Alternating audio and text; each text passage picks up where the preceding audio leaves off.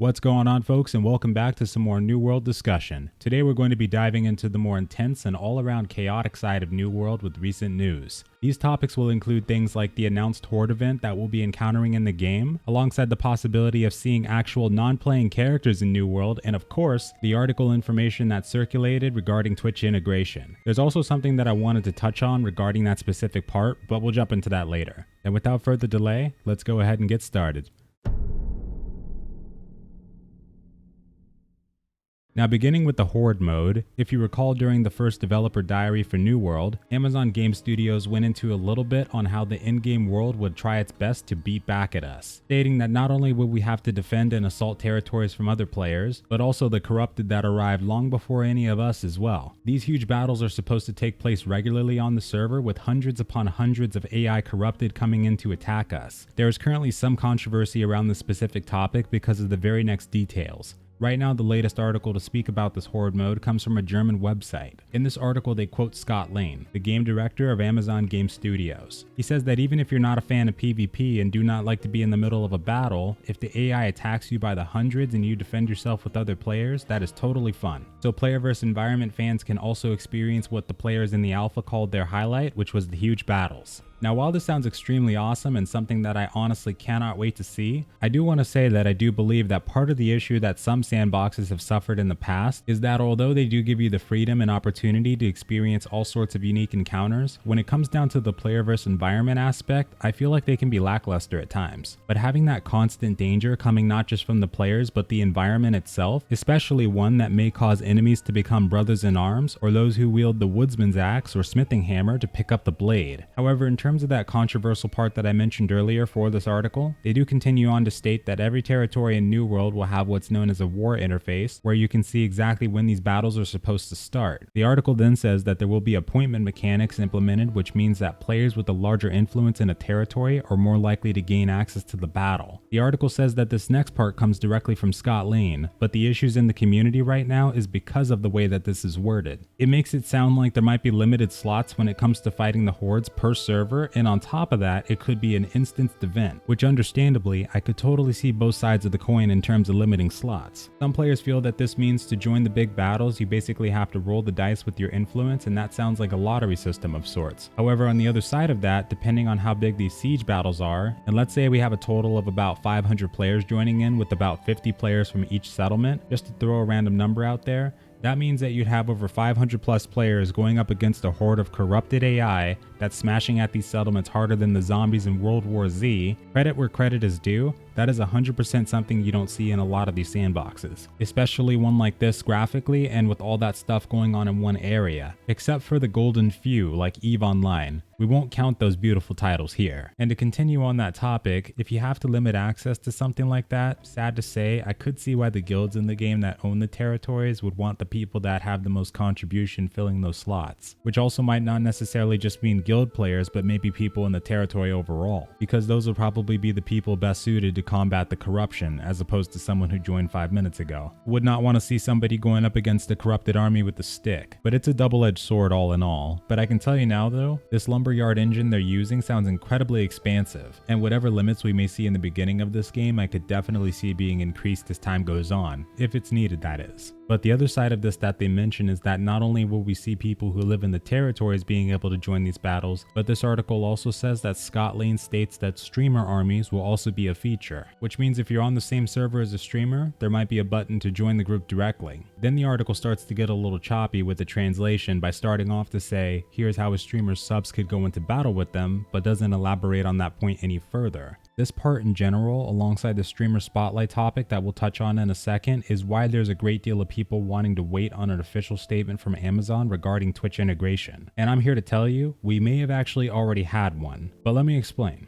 They say that in addition to the streamer armies, New World may offer the streamer spotlight feature, which is where streamers can identify in-game or in sandbox terms where we can paint a big target on our backs, which does sound a little hilarious, and I'm actually kind of excited to see how that plays out. And this also reveals if you were defeated by a streamer and whether or not it was broadcasted live. So to debrief on this subject, just reading that off the top, some of it does make sense. Because like we talked about before, Amazon does own the big purple platform, so it would only stand to reason that they would want to integrate their games with the streaming service itself. I'm sure some of you have seen games like Elder Scrolls Online and Warframe do what's called drops before, where you could tune into streamers and after watching for a certain amount of time, you could earn in-game rewards. I would 100% expect to see something like this for New World alongside the upcoming Lord of the Rings MMO they're working on. This could be a game that they use not only as a flagship title, but also as a marketing tool to boost the platform and the traffic and interaction going to it. So that's why I did at first slightly believe that this could very well be in the game, but after doing some more research into previous interviews that Amazon Game Studios has done with the public, I found this specific instance where they actually talk about this.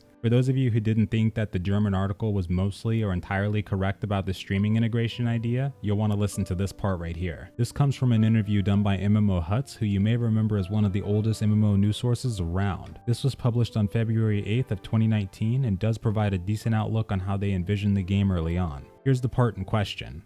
Since, Amazon owns Twitch, I have to ask, will there be Twitch integration or will Twitch Prime come into play in some way? Oh, those are great questions. Well, we're not talking specifically about that stuff. We have worked really closely with Twitch, and we've worked really closely with a bunch of content creators. And so we are going to be doing integrations. The integrations are really focused on content creators being able to identify themselves in game and coordinate other players and kind of leverage their platform to create unique types of context, all in fiction, all in the context of New World. So pretty stoked about the initial offerings we're going to have there. Okay, sounds good. Yep. So it does in fact sound like this was part of the plan from the get-go. But to get my take on this, the only thing I don't want to see with these streamer armies is to have them be intertwined with how many people can join the Horde mode in general. And what I mean by that is, like we said earlier, let's say we only get to have 50 people from each territory that can join the Horde mode. That should be completely separate from how many the streamers can bring in themselves and not take away from it. Whether it's streamers that are specifically partnered with Amazon Game Studios or just any streamer in general. That way it doesn't get in the way of people that are actively contributing and deserve to get into the Horde mode battle. It shouldn't be any form of bypass. As long as they're doing it in some way similar to that, I could see it being a start.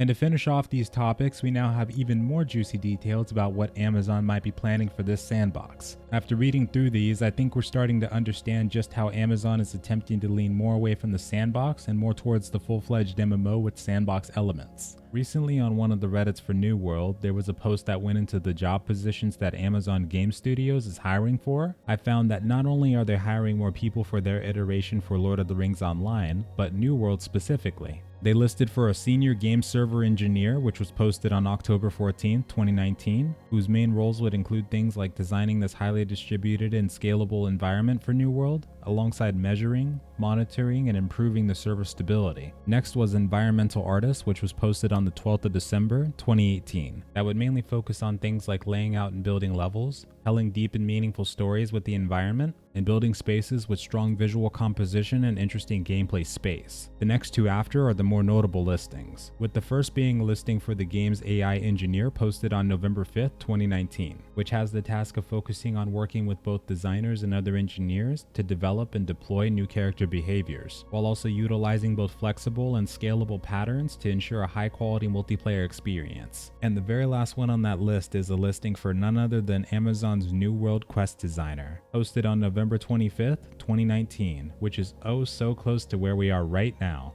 And for this one, we're going to read out the entire job details in full. For this role, the person's job would be pitch and prototype fun and exciting activities for players, create and maintain design, dialogue, and local documentation, create NPC characters and implement them into the game, own the full quest loop from design through final implementation, work within pipelines and process to ensure quality and scope are being met and maintained, collaborate with level design, UX, and narrative design teams, maintain a strong creative relationship between production, design, programming and art, and the UX teams. So as you can see, it sounds like Amazon Game Studios is aiming to implement some MMORPG aspects into New World, which is also a major topic of discussion. And because of that, I ask you now, what type of quests do you think we'll see, or which ones would you like to see in the game? For me personally, since the game was first brought up as a sandbox, I just hope it doesn't take too much away from that aspect, because sometimes questing can make playing a game feel mundane or tedious, and even in some cases like a part-time job if there's too many repeating ones that you have to do.